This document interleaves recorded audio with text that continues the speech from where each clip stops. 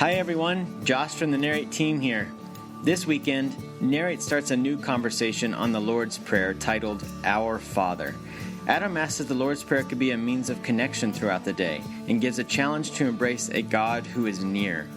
This message includes a short video that will be posted alongside the podcast on Narrate's Facebook page. Hi, you guys. It doesn't sound like a crowd that it's the opening day of baseball. I mean, come on. You're all here because you want to catch the Cardinals game at 11. I know. You're just going to miss Waino's first 6 or so strikeouts. Hey, have you ever had a bad idea? Of course you have. Or have you ever underestimated someone and their awesomeness?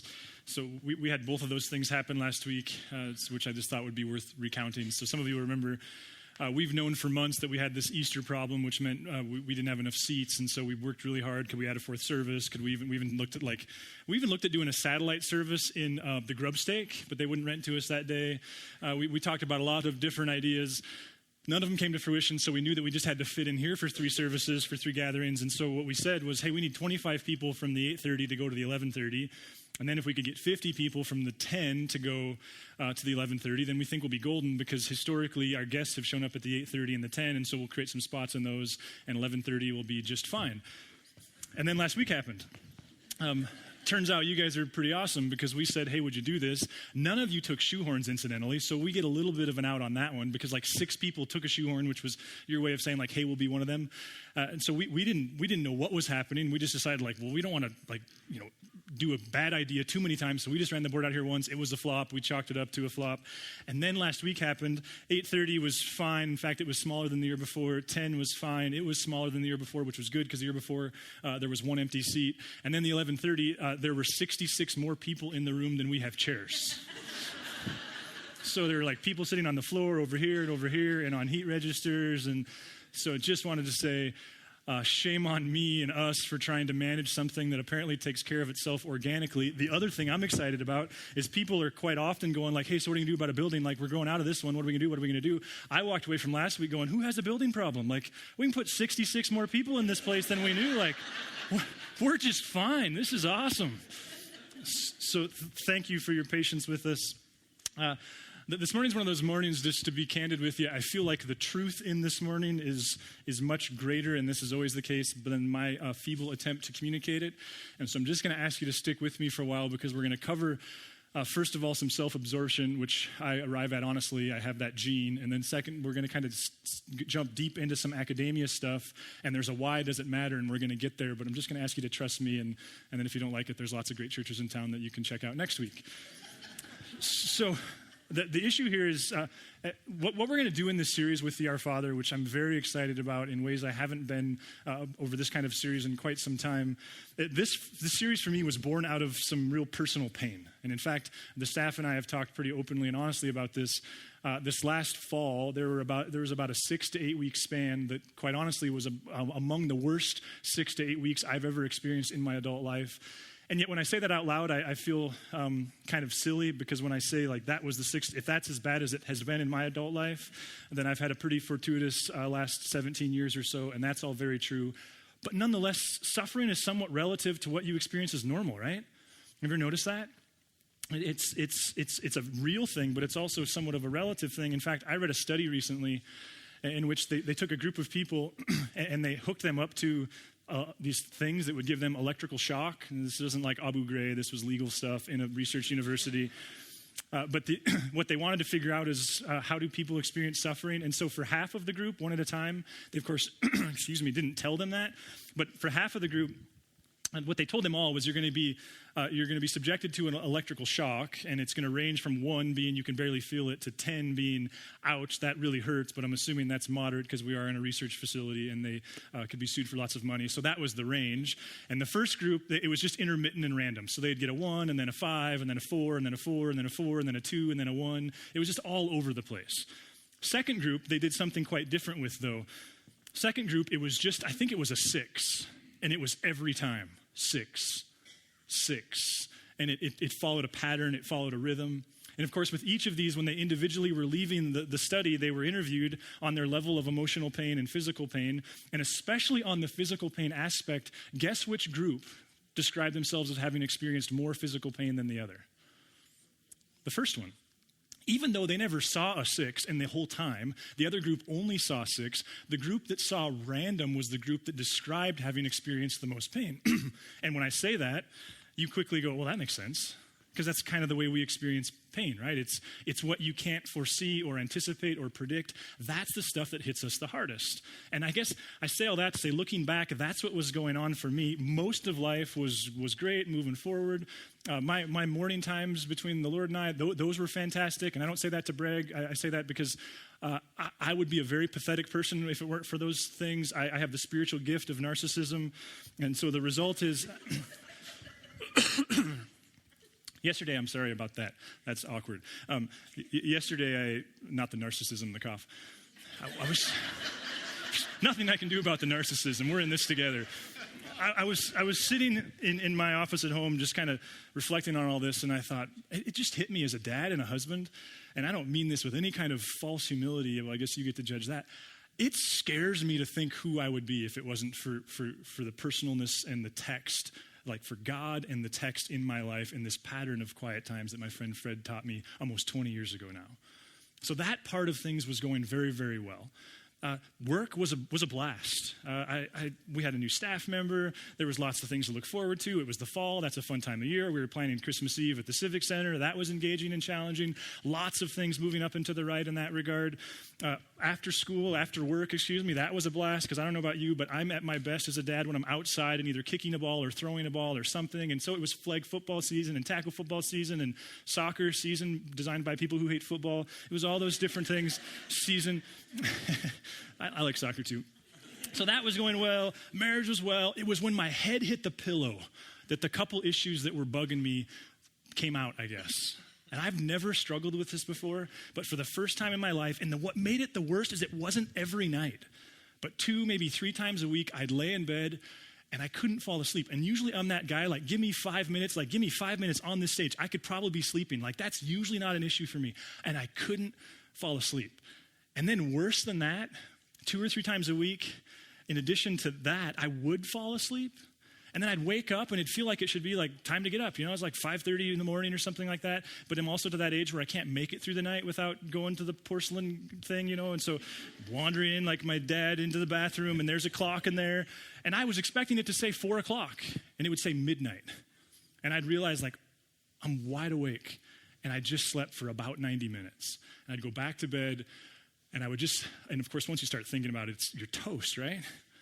In fact, I did some research this week on insomnia. One of the therapists that we use a lot, she's told me that if someone's struggling with insomnia, you have to handle that first because it's almost impossible to get well if you're not getting good sleep.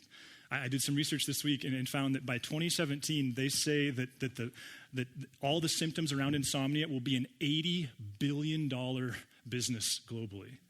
In the U.S. in 2014, sleep labs, that thing which to me is counterintuitive. Like, I'm going to go to a foreign place and sleep on a metal bed, and you're going to study how I sleep. That makes a lot of sense. Those things, $6 billion in 2014. Ambien, one of the more prevalent medications for this, almost a $3 billion business in 2014. And yet some of you know this insomnia thing better than I do, and when you hear all that, you go, you're not surprised because it's the worst. And yet what happened to me in that season and where all this kind of comes together is I would say by the grace of God, I was reading through the Divine Conspiracy again and this particular section on the Lord's Prayer, and it was in that season where I started to understand and see the Lord's Prayer in a way I'd never seen it before. Now, I was raised in a Catholic home. I've always known the Our Father. I prayed it in the Hail Mary every night as I went to bed. Then at 17, started hanging out in Protestant churches. At 19, got serious about following Jesus. And lots of great people in churches and books taught me the Lord's Prayer as here's the things you ought to pray for. But for the first time in my life, what I began to understand is the Lord's Prayer understood in this certain way that people have understood it as for a couple thousand years. It provides this kind of subconscious stream of consciousness by which we can tether ourselves to God throughout the day. And suddenly I began to see, like, in the midst of anxiety, in the midst of worry, in the midst of anger, in the midst of sleeplessness, there's this device that I can use, that I can turn to, that just connects me to Him irrespective of my circumstances. And so what I want to explore over the next 6 weeks, and listen, we work really hard to make every series like a one-off that is helpful, whether this is the first time you're here or not. But this series in particular, we're very much going to build, because what I want to talk about is how the Lord's Prayer is more than just a how-to and more than just a liturgical thing, both of which are useful, but something that can help us get personal with God throughout the organic part of our life. One more quick review before we jump in. We're just finishing up a series called Add Value, which was born of a lot of passion around this place. And we really looked back in church history, really pre-Reformation, to some emphasis that the scripture puts on life and serving God. And we tried to really explore this idea that your work and your life outside of a building with a steep roof and a cross on the top, like that too can be ministry. And what we try to talk really candidly about is if your motive, no matter what your work is to serve God by serving people, it counts. I think a natural or maybe honest criticism of that series would be, okay, so great. You've told me that I can always work for God, but that's really only about half of what I'm here for. The other half is, how do I be connected to him? And I have lots of conversations with lots of you that are sincerely stymied by, how do I develop the personal relationship thing? And what I want to suggest to you is the Lord's Prayer, when understood in these historical terms that we're going to talk about for these next several weeks, I think it can be that device that helps connect you intermittently throughout the day. In other words, no more like, man, I think about God a lot for an hour on Sunday and then I forget all about him. And it's an honest mistake. No more like, I read that verse when I had my quiet time this morning and I didn't even think about God again. But this thing we can grab hold of. So we're going to jump into the book of Matthew. The Lord's Prayer is found in Matthew and Luke. We're going to go with Matthew because I prefer the letter M. Just pick up in chapter 6, verse 9. This then is how you should pray. Our Father in heaven.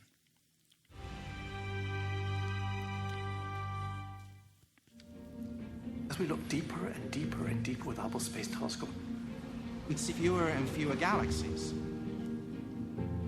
we come to the end of what the Hubble can see. We just see darkness. It is not that we're running out of galaxies. It was the fact that as the universe is expanding and stretching across space and time, its light is being redshifted, and the galaxies from the very early universe are being shifted out of the view of the Hubble Space Telescope. The Hubble telescope can only see what you can see with your eye, the wavelengths that your eye is sensitive to, plus a little bit of ultraviolet and a little bit of infrared. Those galaxies are so far away from us that as light travels through space, and space is expanding because the universe is expanding, the light gets redshifted. So it changes from blue light into red light as it travels through space. It's so far away from us and so far back in time, its light only reaches us via infrared wavelengths. And that's why we decided to build the James Webb Space Telescope, to penetrate beyond what Hubble could see. The Webb is going to give us infrared eyes. We will be able to write this final chapter in the history of galaxies. We will now see the first galaxies. We can see galaxies as they are today. And so this span of some 13.6 billion year history will be laid out before us for the first time.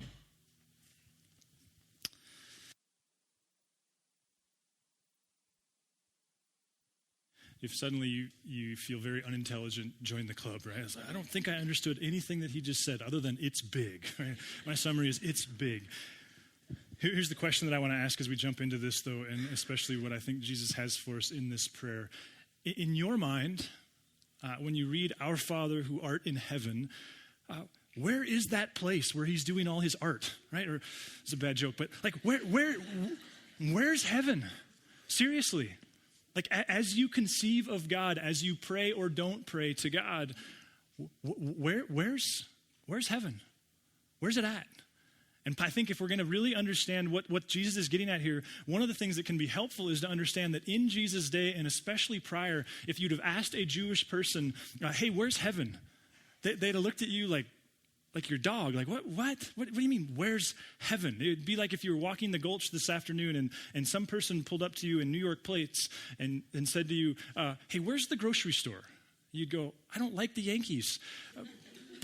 But what do you mean, where's the grocery store? Like, it assumes singular, and it's not a singular answer, right? You'd go, I just happen to live in a town that's small enough that I could name them all. Like, are you talking about the Albertsons on Prospect or the one in Montana? Are you talking about Safeway? You're talking about Super One? Are you talking about Costco or maybe Bob's Valley Market? Or maybe you're talking about Walgreens. I don't know. Or are you talking about my personal favorite, Vans? Like, which grocery store are you talking about? It's not singular, it's plural. Listen to this in Genesis chapter 1, which of course is a very Jewish text. In the beginning, God created the heavens and the earth. Or listen to 2 verse 1. Thus the heavens and the earth were completed in all their vast array.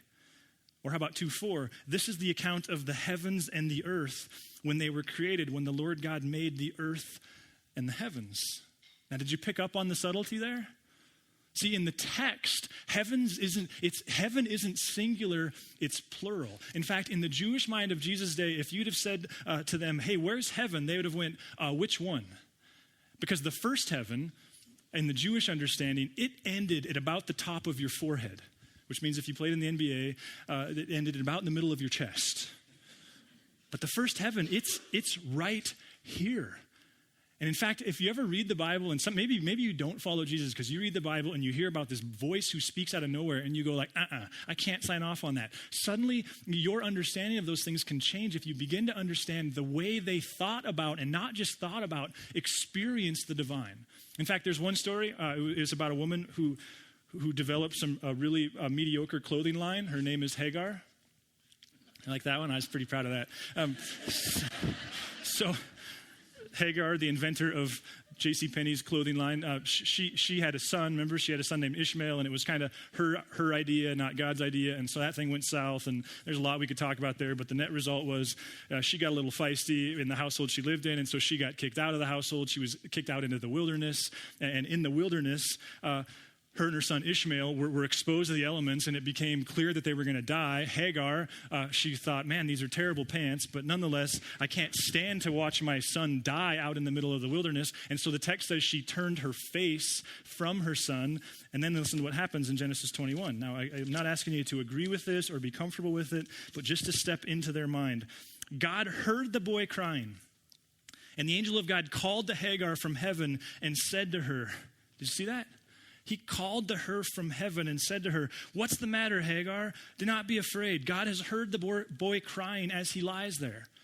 Now, I think an honest critic goes, well, that seems ridiculous, because if God was speaking to Hagar from heaven, everyone on the planet would have heard it, and we would have heard this interaction from everywhere, because that's a long ways away, and that's a booming voice, and that sounds a little freaky. And for that matter, how does she possibly respond to him? Like, what is it, the largest Bose sound system ever with a microphone attached? Like, how do you actually interact? And you carry this theme forward. Remember Abraham, he also had these interactions with God. In fact, at one point, Abraham was about ready to sacrifice his son Isaac. Again, another conversation full of all kinds of questions. But listen to verse 11. But the angel of the Lord called out to him from heaven, Abraham, Abraham. Now again, you go like, that's crazy, that's ludicrous. Unless heaven's at the top of your forehead. And suddenly the interaction becomes at least feasible. You might not agree with it, you might not believe it, but suddenly it becomes possible. And his response back when he says, here I am, suddenly you go, oh, okay, so he doesn't need a megaphone or a sound system. It's an interaction. It happens again. The angel of the Lord called to Abraham from heaven a second time. And so that you begin to see their understanding of the location and proximity of heaven is in many ways different than ours. When Moses was receiving the 10 Commandments, remember, the text tells us God spoke to him, and the people of Israel at the bottom of the mountain heard it. How is that possible? Unless you understand heaven in those terms. And this thread, it carries itself into the New Testament. In fact, in the New Testament, what Dallas Willard points out, but in the New Testament, what we begin to see is a Western mind making sense of an Eastern book and really struggling to deal honestly with the language. We're going to look at a story in just a second. It's about a guy named Peter who was a close friend of Jesus, and Peter was responsible for transitioning the church, for really leading Jesus' movement after his death and resurrection. And the big question guys like Peter had to deal with wasn't like, hey, we need more seats. It wasn't that at all. Peter's question was, is this movement for Jews or is it for everybody? And in fact, that had some major implications because if in order to follow Jesus, you had to become Jewish, that was kind of a big deal because for men, that involved a certain kind of surgery. And it wasn't going to be a popular proposition if that's the one they had to make. And so Peter's trying to figure that out. And I'm going to summarize the experience and then we'll read it. So the text tells us he's in this space. He's praying. He's connecting with God. He's in his chair time. We don't know. Maybe his blood sugar's low. And he has this vision. And what happens is a sheet is let out from the air.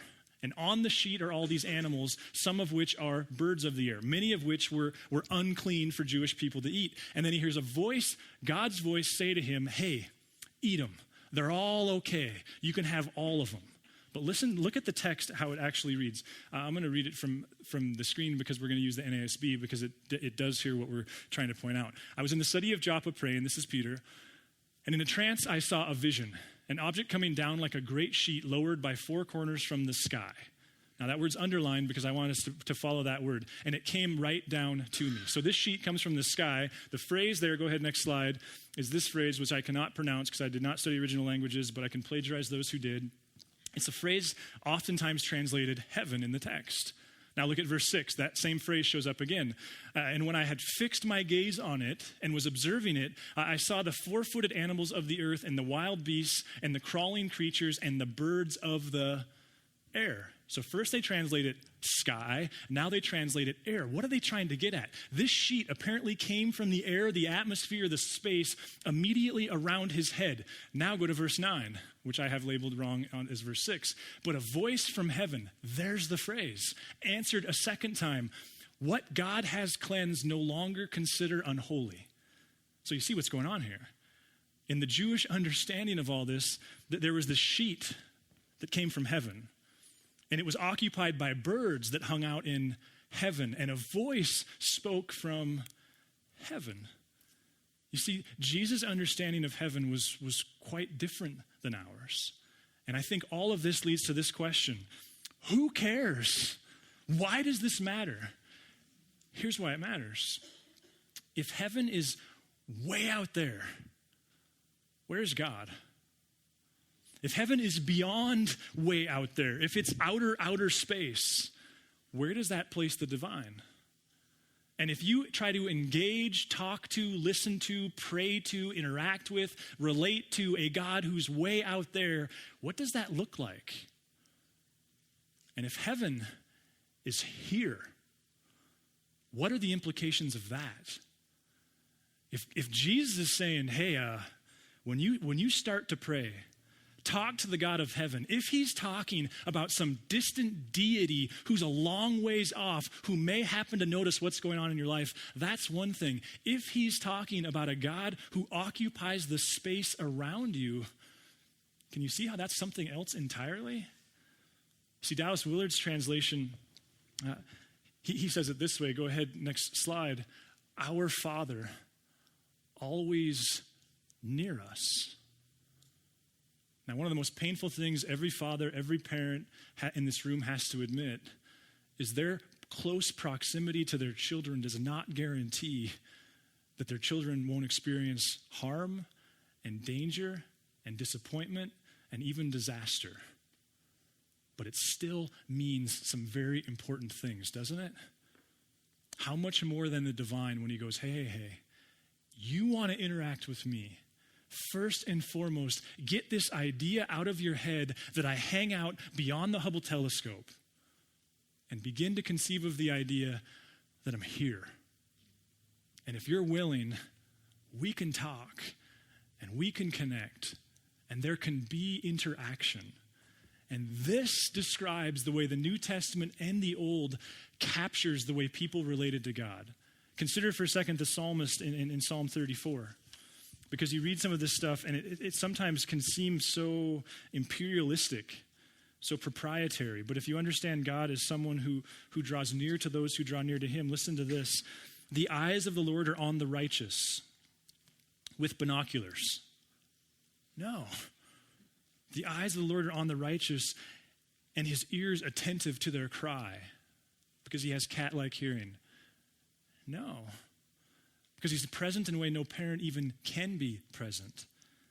But the face of the Lord is against those who do evil to blot out their name from the earth. Parenthetically, you can't hide from him. Injustice doesn't happen outside of his watch. You can't fool God, at least not permanently. The righteous cry out, and the Lord hears them. He delivers them from all their troubles.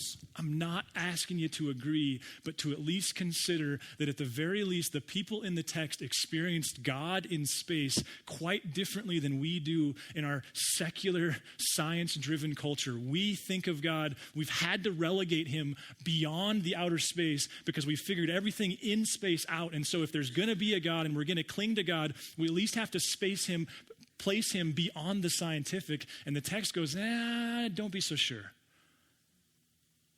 He's here. What changes if the God you seek to relate to and experience is present? What changes about the dangers? See, another very important implication, and I don't know, I think we blame things like ISIS and the world that we live in with terrorism, but I wonder if it's just an expression of something that's always present. Because what I experience, if I'm not careful, and what I see over and over and over again, is an approach towards life that says this is a very dangerous place to be. And the text pushes back on that, not because it's safe, but because you're not alone. In fact, one of the ways Jewish scholars point this out, and we're going to stick our toe one more time in some scholarship, but in going back to Genesis 1, I just want to read a text to you, and then we'll try to spend a moment just to look at it. It said, "And God said, let the water teem with living creatures, and let the birds fly above the earth across the vault of the sky. So God created the great creatures of the sea, and every living thing that moves, which the water teems." Now let's just stop there. Notice that what the author was pointing out here is the water is full of a lot of big, scary things. And scholars debate, are we talking about the blue whale here and the humpback whale and the great white shark? Or are we talking about creatures that are even more big and more terrifying that we sometimes find fossils of with all kinds of teeth, and they show up in movies every once in a while, and we're not sure how real they were or weren't? The point is, the water for them, much like it does us, epitomizes the dangerous part of the world. I mean, what do you do instinctively in your mind when you picture yourself floating in the middle of the Atlantic Ocean without any vessel or anything around you? Don't you just instinctively kind of like draw your toes to the surface? In this world, in the world in which Genesis 1, which many would say, and I tend to agree, was written to the Jews in Babylon, the water and the forces within the water represent the forces outside of God's control. The forces that in their understanding, God was in opposition with. The yin and the yang that so many cultures understood, a world where God was at battle with evil in this way that they were almost equals. And this author, writing to these people, says, hey, by the way, those big scary sea creatures, or maybe in your economy, those grizzly bears, those mountain lions, those earthquakes, I don't know, maybe I've gone too far there. I don't know. God made them. They're under his sovereignty, which causes those who meditate and ruminate on this, like Dallas Willard, to go, what if the implications of where heaven is challenges us to consider that the world is a perfectly safe place to be? Not because it's safe, and I don't want to trivialize those who keep us safe, but because God is present with us in the midst of that danger. One scholar, John Goldingate, who I've been enjoying his stuff quite a bit, he says this from this observation in Genesis 1:20, that according to the author of Genesis, there is nothing to fear in the world. Now that can be ludicrous, naive, or even stupid, unless we pair it next to a God who says, hey, I'm here, and I won. And so let's walk forward into that. What happens if suddenly your prayers aren't to a God who rescues you from creation and is a long ways off, and you're hoping that your mail gets to him before your life is over, but a God who says, no, the incarnation, Jesus becoming a man, if anything, ought to prove to you just how much intersection there is between the divine and the created order, that it's here. And as you read the descriptions of people in the New Testament who die, they don't describe it as this going off to a far, far, far away land. They describe it as like walking through a doorway out of one room into another. Why? Because their understanding of heaven and the proximity of God are entirely different than ours. So here's what happened to me, and you can consider it or not. as I began to spend those sleepless nights, coupled with these conversations that I was having about the Lord's Prayer and reading about the Lord's Prayer, suddenly not falling asleep wasn't so terrifying anymore. Because suddenly what I was beginning to understand is the Lord's Prayer, it's this stream, this song, if you will, this, I don't know how else you would describe it, this thread that can weave itself through your entire day, and you can grab hold of it and create connection with God. See, what began to happen to me is I would lay there and I would just start to pray, our Father who's in heaven, our Father who's always near. And you begin to meditate on and think about and pray about and try to believe those types of things. And what do you suppose happens to your fears and anxieties and the stuff that's bugging you and keeping you up at night and the problems that you can't solve, which are why you have insomnia? What do you suppose begins to happen? And then I would move it, as we're going to talk about in this series, into the second part, which we'll talk about next week. Hallowed be your name. And again, I just kind of work through that. And I don't know how long this stuff would take, but what would happen is then next thing I know, I'd be waking up to my alarm clock at 5:30, and the craziest thing started happening. This sounds so weird. Some of you guys who were weirded out by church, this isn't going to help. I would wake up, and the first thought in my mind would be the next. I would like instinctively know where I left off. And I'd begin to pray, what is the next prayer? The your kingdom come, your will be done on earth as it is in heaven. And then I don't know whether I was making toast or going for a run. I would kind of have that and lose it. And then it would be different on different days. Some days I was walking to work. Some days I was waiting for a meeting to show up. But just intermittently, I would just like know where I left off, and I would pick up there. And when you break it down like that, there's really 6 parts to the Lord's Prayer. And what I began to experience is in these solitude and silence moments, something as simple as a walk from your car to the office, something as simple as a drive from the office home, something as simple, lots and lots of these different areas, I would just kind of almost instinctively grab hold, and suddenly the God who can become so intellectual and so cerebral and so detached, it was like this idea just hung with me. Listen, if you're someone who has this desire to not just work for God, but to be connected to him, I guess what I want to explore in these next 6 weeks is how understanding how this prayer can almost form a daily liturgy might be a gift. And here's what'll make it hard. I'm just going to tell you. Here's the part that'll make it almost impossible to do if you don't make some changes. It's that we hate silence. We hate solitude. We hate when there's not some kind of trivial form of stimulation going on in the background. We loathe it. We fall asleep listening to something. We wake up in the morning, and the first thing we do is check our email. We eat our breakfast, and not in front of our newspaper, in front of our iPad. For crying out loud, when's the last time you went to the bathroom alone? Like, oh, I'm going to the bathroom. Well, what does that mean? Well, here we go. And I'm just trying to make the point. We loathe solitude. We listen to the radio in our car. We don't like it. And then we say things like, God just seems so far. And then we say things like, when I go to church, God doesn't seem close, but when I go to the mountains, God seems close. Well, can I just ask a question? What's changed there? Is it that there's something wrong with church? There's something wrong with everything, I suppose. Could it be that in the mountains your iPhone doesn't work?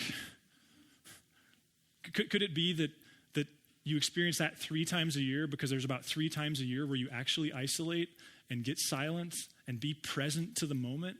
Like, when's the last time? We don't even stand in line at the post office. We're not willing to be bored ever. So I don't mean to sound like a jerk.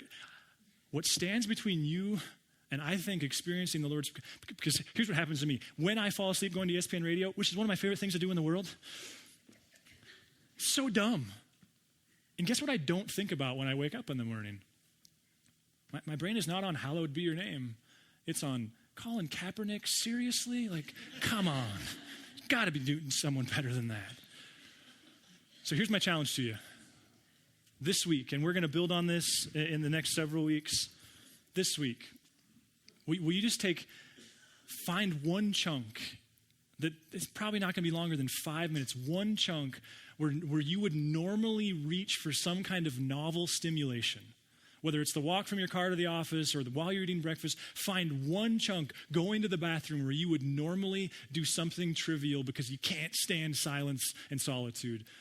And will you just try to capture, just Monday through Friday, that 5 minutes for a time to just pray through this tiny little chunk, our Father, always near us. And will you just try it and see if it begins to change your relation to God? Listen, some of you are like, Adam, I can't do that because the big stuff about Jesus, the resurrection, the death, all that stuff, it's too big for me. I got to deal with that. Can we just flip it? Because it seems to me that most of us on our journey, we don't start believing the big stuff and then work backwards from there. Sometimes. But will you just try Jesus? Like, will you just try? Like, take him at his word in the daily, see if that works, and then deal with the big stuff. You don't have to start with the big stuff. Listen, I don't know how you arrived this morning and what your thoughts on Jesus were when you got here. What we're exploring around here is that to follow Jesus and really get the fruit of following him in our lives, at some point we have to transition from admirer to follower. And God loves his admirers, but it's very important that we distinguish an admirer from a follower. Maybe in your journey, the first step of following or the next step is to go, okay, I can already see it when I drive home from work. If I just turn off the radio, I'll just work through and meditate on that one little piece. And then we'll come back next week and we'll build on this. I'd like to pray, and we're going to sing our way out of here. God, quite honestly, Lord, it feels idiotic to even try to give expression to all of this. But Lord, I know that there's a room full of people who wouldn't be here if there wasn't a sincere interest in, if not relationship with you. And so, God, our sincere prayer to you is that you would give us the confidence and the courage and the tenacity to try this approach to the Lord's Prayer. That, God, at least one 5-minute chunk in our day would be filled with the observation that no matter what the problem, no matter what the frustration, no matter what the fear, no matter what the circumstance, we can cling to the fact that you are near. We love you, Jesus. Amen. If you would like to engage further with Narrate Church, you can find contact information online, www.narratechurch.org. We would love to hear from you.